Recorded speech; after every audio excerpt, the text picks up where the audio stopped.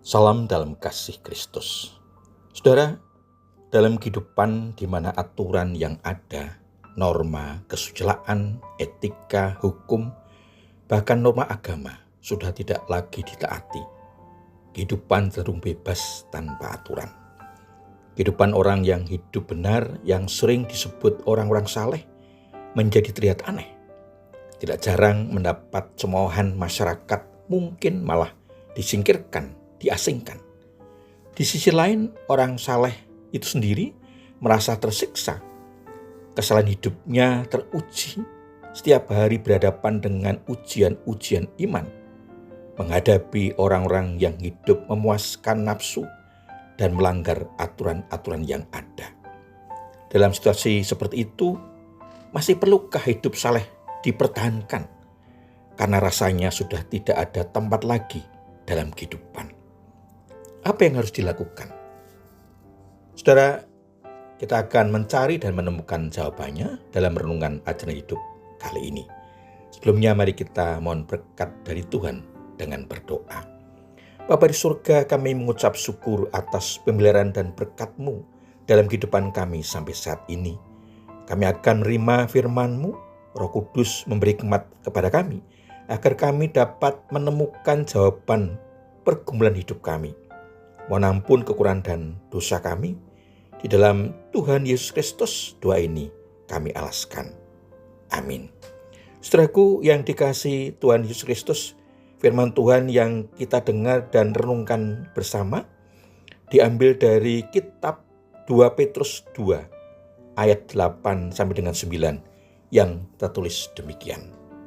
Sebab orang benar ini tinggal di tengah-tengah mereka, dan setiap hari melihat dan mendengar perbuatan-perbuatan mereka yang jahat itu, sehingga jiwanya yang benar itu tersiksa. Jadi nyatalah bahwa Tuhan tahu bagaimana menyelamatkan orang-orang saleh dari pencobaan dan menyimpan orang jahat untuk disiksa pada hari penghakiman. Demikian firman Tuhan. Saudaraku, bagian firman Tuhan ini diberi tema Tuhan menyelamatkan orang saleh. Saudara, ciri khas dari orang percaya yang sungguh-sungguh benar ialah bahwa mereka sungguh mengasihi kebenaran dan sekaligus membenci kejahatan. Jiwa mereka susah dan tersiksa oleh dosa, kebejatan, dan kejahatan di dalam dunia. Tanggapan Lut terhadap kejahatan dan kemesuman di sekitarnya menjadi ujian yang menentukan pembebasannya dan nasibnya dalam kekekalan. Allah membebaskan Lut karena dia menolak kejahatan dan merasa muak dengan cara hidup orang-orang yang tidak mengenal hukum. Bila Kristus datang untuk menerima umatnya dan mencurahkan murkanya atas mereka yang berbuat dosa, Ia akan mengumpulkan orang dari gereja yang karena iman dan kasihnya kepada Kristus, seperti Lut yang menderita karena kelakuan sensual, kehidupan yang kotor dan dosa yang terang-terangan di tengah masyarakat. Kita yakin bahwa Allah mengetahui bagaimana menyelamatkan orang percaya yang setia di tengah-tengah umat yang amoral dan tercemar dalam setiap angkatan. Allah berkenan menyelamatkan orang saleh di tengah-tengah angkatan yang cemar dan dosa. Puji Tuhan, kasih dan kemurahan-Nya atas orang-orang yang benar dan saleh hidupnya. Saudaraku, apa yang harus dilakukan orang-orang yang hidup dalam kebenaran, melawan dosa dan kecemaran, agar Tuhan berkenan melindungi dan menyelamatkan di tengah angkatan yang bengkok dan cemar? Yang pertama, teruslah hidup sebagai orang saleh dengan hidup di dalam kebenaran mendasar pada firman Tuhan. Melawan dosa karena menuruti keinginan nafsu kedagingan yang amoral, menjadi orang munafik dalam kehidupan, merasa sok baik padahal sesungguhnya tidak demikian.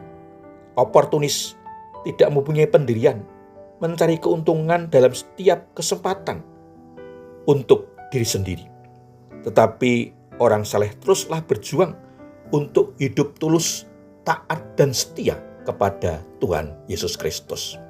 Yang kedua, jangan takut dan khawatir menghadapi tekanan, serangan, godaan, cobaan, dan tindakan-tindakan yang mengancam kehidupan kita.